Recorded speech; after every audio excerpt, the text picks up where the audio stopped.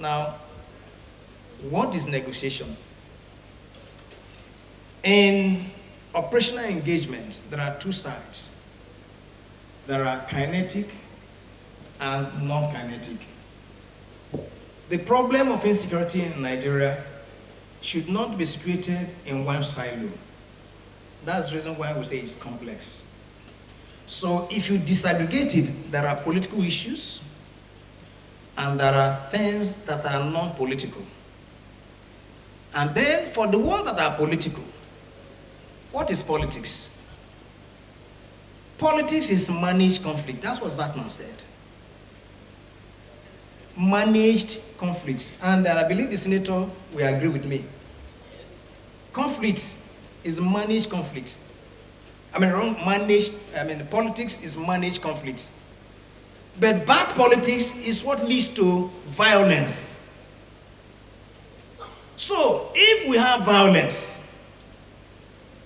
then meaning that the politics we played, there's something wrong with it. And that's where negotiation comes in. That's where negotiation comes in. So what is wrong with that? Now, on the other side, there are those who are bent. In fact, it must either they have their way or nothing else.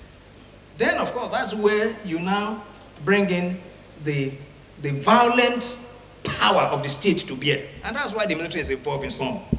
So the military should not be, anytime, the question shouldn't be asked to a military man whether he favors negotiation.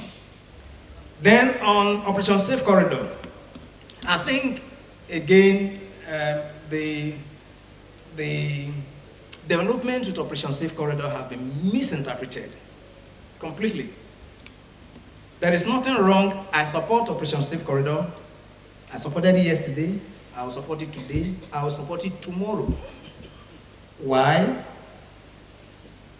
Operation Safe Corridor is like a prison program. Or now, we no longer call it prison. We call it correctional program.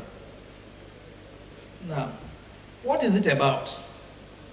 We have been engaged in this, and we know that there are those who actually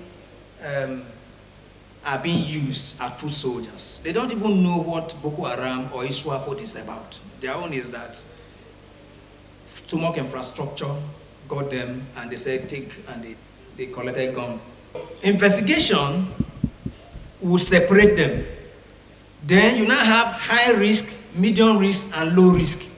It is the low risk element that go through Operation Safe Corridor, while the others go through the legal process. This is the reason why. So when you hear again all those gutter talks that they are being recruited, none of them have been recruited into the army. In any case, anybody, whether it's a terrorist convicted, he goes to jail. When he comes, where is he going to go to? So what is wrong with that? So now, after serving prison sentence, just like this one's now, was the one, Madala, and even this Owo bombing, they will go to prison. They will finish. When they finish, where will they go to? Okay, will you say you will not take them back? This is the challenge that we have. But the point is, whilst in prison, how have you been able to reorient him? So that when he comes out a better person. I think those are things we should integrate, rather than thinking that those who came up with Operation Safe Corridor, they are just, and then people in government are supporting. No, all this does not exist. And I will thank you.